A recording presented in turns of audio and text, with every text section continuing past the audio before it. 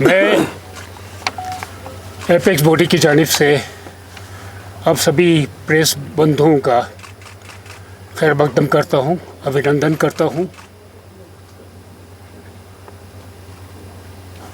आज हम एक बहुत ही रंज और गम के माहौल में आप लोगों से मुखातिब हो रहे हैं। जैसा कि अब सब जानते हैं, Ladakh apex body, Leh apex body और करगिल डेमोक्रेटिक अलायंस की तरफ से एक मुहिम बहुत अरसे से यहाँ लेह में चल रहा था और हमारा उद्देश्य, जैसा कि आप जानते हैं, लद्दाख को जम्मू कश्मीर से अलग करके एक अलग यूनियन टेरिटरी का दर्जा दिए जाने के बाद जो हमारी एक्सपेक्टेशन थी, यूनियन टेरिटरी बन जाने के बाद जिन मुद्दों को लेके हम लोग आंदोलन सालों साल से 70 साल से कर रहे थे, उसका इजाला होगा और लद्दाख के लोगों को जस्टिस मिलेगा। लेकिन जब हमने पाया कि यूनियन टेरिटरी का दर्जा तो मिला, लेकिन यूटी विदाउट लेजिस्लेचर, तो हमने महसूस किया कि जम्मू कश्मीर के साथ रहते हुए जो दफ़ा 370 के तहत हमें सेफगार्ड मुहैया था, 35A के तहत जो सहूलियत हमें मौजूद था, एक तो वो सारा ख़त्म हो गया और दूसरा जो जमहूरी निज़ाम हम एक्सपेक्ट कर रहे थे लद्दाख में नाफिज होगा, वो भी नदारत था। तो हम लोगों को एक बार फिर लद्दाख के लोगों को कबर कसकर हमारे हकूक़ के हासिल करने के लिए हमें जिद्दोजहद का रास्ता अपनाना पड़ा। शुरुआत में हमें भारत सरकार की तरफ से कुछ आश्वासन भी मिला, बातचीत का दौर शुरू हुआ और ये चलता रहा, 5-6 साल से चलता रहा। लेकिन 4 मुद्दे जो हमने केंद्र सरकार के सामने रखा था, पहला तो 6 शेड्यूल के तहत लद्दाख को सेफगार्ड मुहैया करना, दूसरा स्टेटहुड का दर्जा लद्दाख को देने की बात थी, और तीसरा जो था हमारी यूथ से रिलेटेड जितने मुद्दे हैं, जिसमें कि अलग से काडर होना, हमारा जॉब रिजर्वेशन और इससे रिलेटेड पब्लिक सर्विस कमीशन का गठन, ये सारी बातें, ये तीसरा मुद्दा था। चौथा मुद्दा, चूँकि आप जानते हैं कि लद्दाख के 2 खत्ते हैं, कारगिल और लेह, हमें एक ही पार्लियामेंट्री कॉन्स्टिट्यूंसी यहाँ है, तो जिसके तहत हमारा आपस में पार्लियामेंट के इलेक्शन के समय आपस में नुक्ताचीनी होता था, हमारा डिफरेंसेस होता था। इसको लेके हमने 2 पार्लियामेंट्री सीट की मांग की थी। तो इसी को लेके हमारा आंदोलन चल रहा था बहुत शांतिपूर्ण माहौल से। हालांकि देरी हुआ, लेकिन फिर भी हमने अमन का रास्ता अपना के अपने जिद्दोजहद को कायम रखा। आज जैसा कि आपने देखा, 24 तारीख को इसी मुहिम के सिलसिले में एपेक्स बॉडी की तरफ से लेके जो मार्टर्स मेमोरियल पार्क है, उसमें हमारा एक जलसा जुलूस का प्रोग्राम था। बहुत शांतिपूर्ण तरीके से हमारा जलसा चल रहा था। कुछ ऐसी घटना घटी जो कि हम किसी के समझ से बाहर था। क्या हुआ और जिस तरह से शांतिपूर्ण आंदोलन करने वाले लोगों पर दमन की नीति अपनाते हुए इंतज़ामिया की तरफ से, एडमिनिस्ट्रेशन की तरफ से एक्सेसिव फोर्स का इस्तेमाल करते हुए हमारे 4 नौजवान शहीद हुए।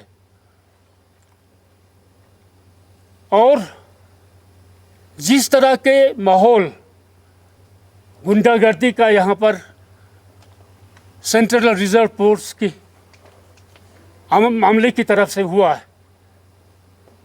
वो शायद हमने तो नहीं देखा हमारे लद्दाख की हिस्ट्री में। हम बहुत दुखी हैं। इस दौरान केंद्र के साथ हम रास्ते में थे, वहाँ पर बातचीत का दौर शुरू करने के लिए तय भी हो चुका था, डेट भी मिल चुका था। हम वहाँ जाने की तैयारी में थे, लेकिन बहुत विलम्ब से डेट मिलने के कारण कुछ आपस में हमारा डिफरेंसेस था, लेकिन वो सब भी था। लेकिन अचानक इस घटना की वजह से अब हम लोगों ने, जैसे कि कल हमें रवाना, तो आज के दिन हमें रवाना होना था बातचीत का दौरा करने के लिए, तो इस माहौल में कल एपेक्स बॉडी का एक इम्पोर्टेंट मीटिंग हमने मुनाकाद किया और हमने ये तय किया, सर्वसम्मति से तय किया कि जो माहौल इस वक्त लद्दाख में बना हुआ है, उसको देखते हुए जब तक लद्दाख में अमन और शांति कायम नहीं हो जाता है, साजगार माहौल नहीं बनता है, तो हम लोग सर्वसम्मति से फैसला किया हम किसी बातचीत के दौर में शामिल नहीं होंगे। और हम इस दौरान हम गृह मंत्रालय से, यूटी एडमिनिस्ट्रेशन से और ज़िला इंतज़ामिया से ये एक्सपेक्ट करते हैं कि वो कुछ एकदम इस तरह से उठाए जिससे कि यहाँ के लोगों में जो दहशत फैला हुआ है, जो गम और गुस्से का माहौल है, उसको ठीक करके जो हमारी कुछ मांगे, जो कि हमारे को चेयरमैन सिरिंग दोरजे साहब आपके सामने रखेंगे, जब तक वो यहाँ पर इनको ये कदम नहीं उठाते हैं, तब तक हम किसी बातचीत के दौर में शामिल नहीं होंगे। आगे का सिलसिला दोरजे साहब आपके सामने रखेंगे। मैं थुप्तान साहब के ने जो अभी बातें कहीं, उसको कंटिन्यू करते हुए मैं ये कहूँगा कि जब हमारे एलजी साहब ने, लेफ्टिनेंट गवर्नर साहब ने यहाँ पर एक प्रेस ब्रीफिंग दिया, जिसमें उन्होंने हमारे ऊपर बहुत ख़तरनाक संगीन इल्ज़ाम लगाए कि हम फॉरेन ताकतों के हाथ में खेल रहे हैं, और उन्होंने नेपलीस का, यहाँ पर जो ले में बहुत सारे डोडा वाले यहाँ काम करते हैं, वो कुछ ज़ख्मी हैं, उसका हवाला दिया। और उसके बाद बहुत अनफॉर्चुनेट हमारे डीजीपी साहब ने भी प्रेस को संबोधित करते हुए ये कहा कि इसमें पाकिस्तान का हाथ लगता है, सोना वांगचुक एंटी नेशनल एक्टिविटीज़ में मुलाविस है।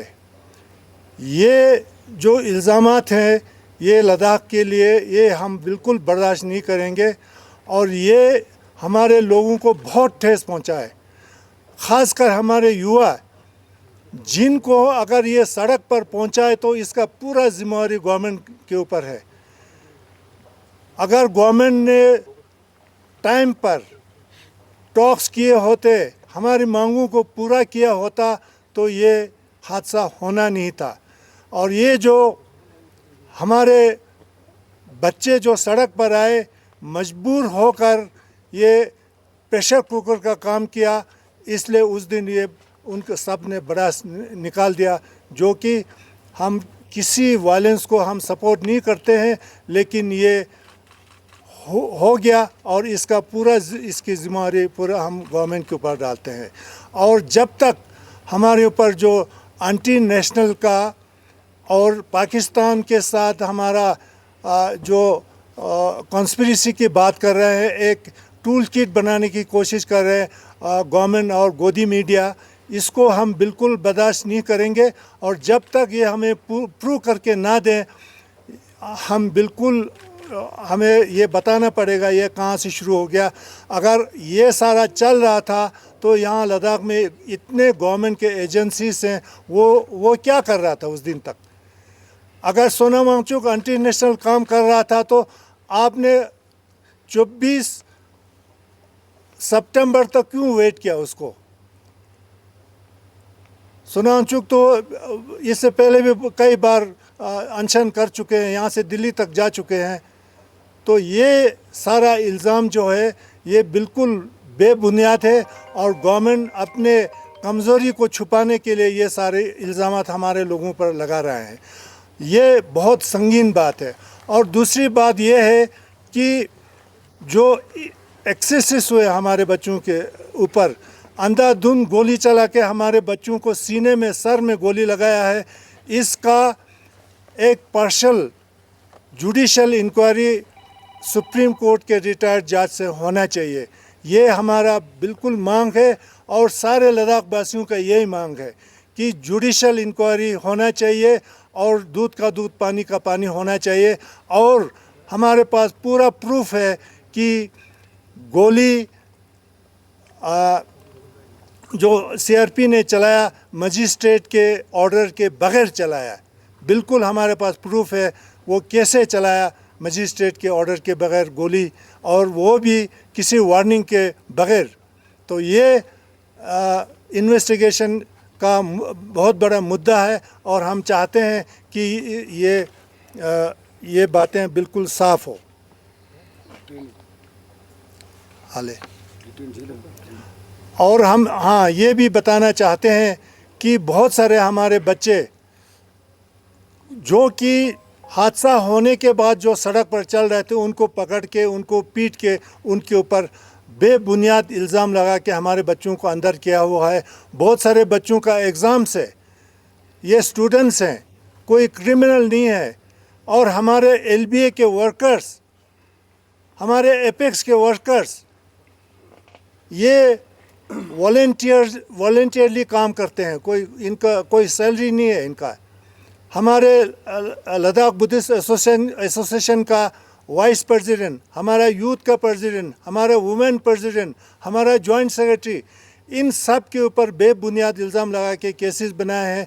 ये सारा केसेस जो जितने भी बच्चे हैं, ये बिल्कुल ये केसेस इनके ऊपर से हटना चाहिए और इनको जल्द से जल्द रिहा करना चाहिए। ये हमारी मांग है।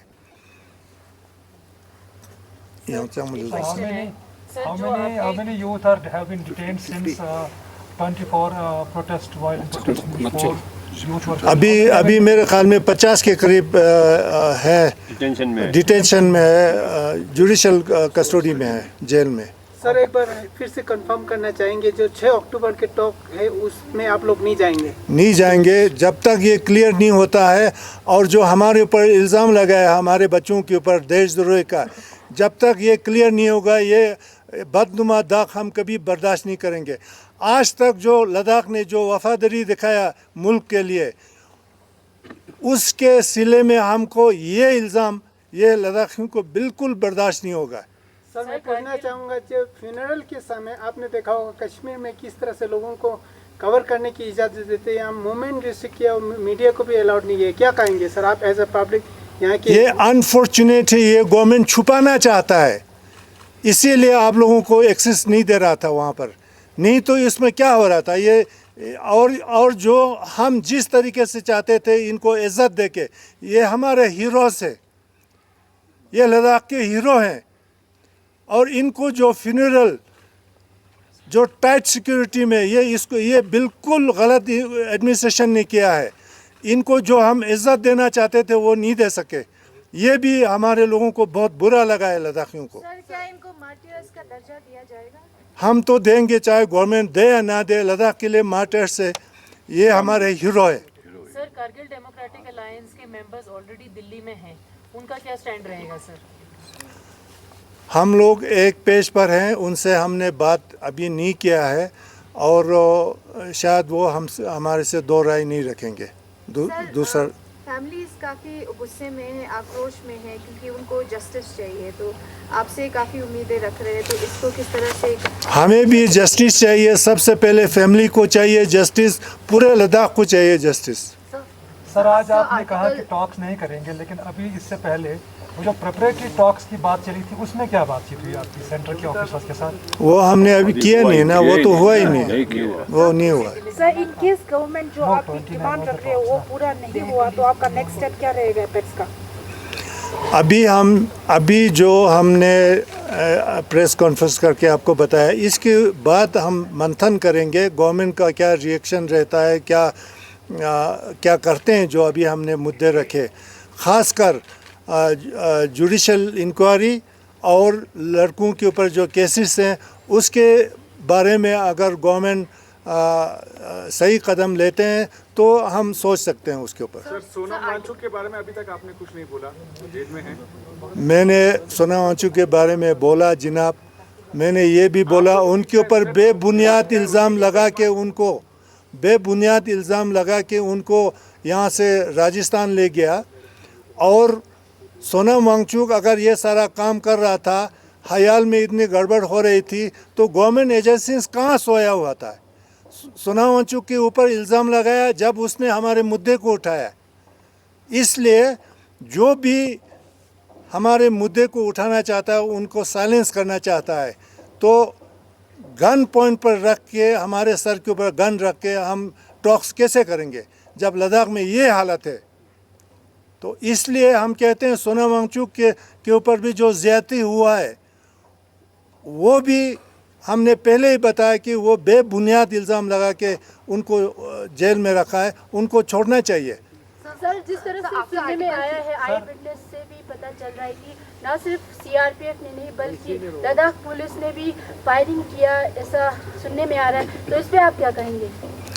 जिसने भी ज़्यादती की हो हम उसको कंडेम करते हैं, और ये पता तभी चलेगा जब इंक्वायरी होगा, इम्पार्शल इंक्वायरी होगा, तब पता चलेगा कि गलती किसकी थी। Sir, I have one question regarding Article 370. Post the revocation of Article 370, when Jammu and Kashmir was separated and Ladakh became an union territory, Ladakh rejoiced at that point. What changed after that? Were you promised at the initial stage that you will be given legislature along with the UT status, or you expected it but it didn't turn out? Can you give an Our demand was for UT with legislature, which was not granted. And demand, when was this demand from? Right from the beginning, for the last 70 years we were demanding for UT status, and it was UT with legislature. And after the abrogation, the BJP party promised us in 2 elections that we will be given 6th schedule. So that is also pending. That is our one of our main demands. In their manifesto. So now do you think that article, when you look back now and then you see that Article 370, when it was in place, actually gave the people of Ladakh the protection in terms of their ecology and their land, and because Article 370 has been removed, that you have lost that protection, even now without 6th schedule? Yeah, initially, we were against Article 370 because it was an obstacle for us to get UT status. So now, after 4-5 years, you continue to struggle, and it seems that we also spoke to people close to Sonam Wangchuk. They said that it's time buying tactic. Basically, last 4 years we haven't got anything. It's peripheral issues that are being discussed, but the core issues are not being touched. So, are you still hopeful that the dialogue process that you are hoping for will it deliver? Do you believe that the intent of the government of We India can't say at this moment. We can't say what is government going to do, because their intention seems to be not good. Because this CRP who were in action on the 24th, they were brought in very recently, so they wanted to suppress us. It seems. Sir Ladakh के history में कभी कुछ ऐसा हुआ नहीं जिस 24 सितंबर को देखा गया है, और अभी भी लोगों का ये कहना है कि पहले से जैसे एक सड़क बनने के लिए कुछ मशीनरी यूज़ करते तो उसकी आवाज़ से भी काफ़ी खौफ बैठ गया है लोगों में। तो आपको क्या लगता है किस तरह से ये ठीक हो सकता है, क्योंकि लॉ मेकर्स और पब्लिक के बीच में इतना बड़ा वैक्यूम अभी क्रिएट हो गया कि उनसे विश्वास जैसे कहीं उठ गया है लोगों का, तो ये गैप जो है कैसे फिल हो सकता है? लोगों का विश्वास और सिंपैथी जीतने के लिए गवर्नमेंट को बहुत जल्द से जल्द जो अभी हमने कहा उसके ऊपर कुछ कदम उठाना चाहिए और हमारे डिमांड्स को जल्द से जल्द फुलफ़िल करना चाहिए, तभी जाके हमारे लोगों के ऊपर जो ज़ख़म लगा है वो ठीक होगा, नहीं तो ये जल्दी ठीक होने वाला नहीं है। स्टूडियो वाले डिबेट करते हैं, हम ग्राउंड पे सच ढूंढते हैं। This is India first reports.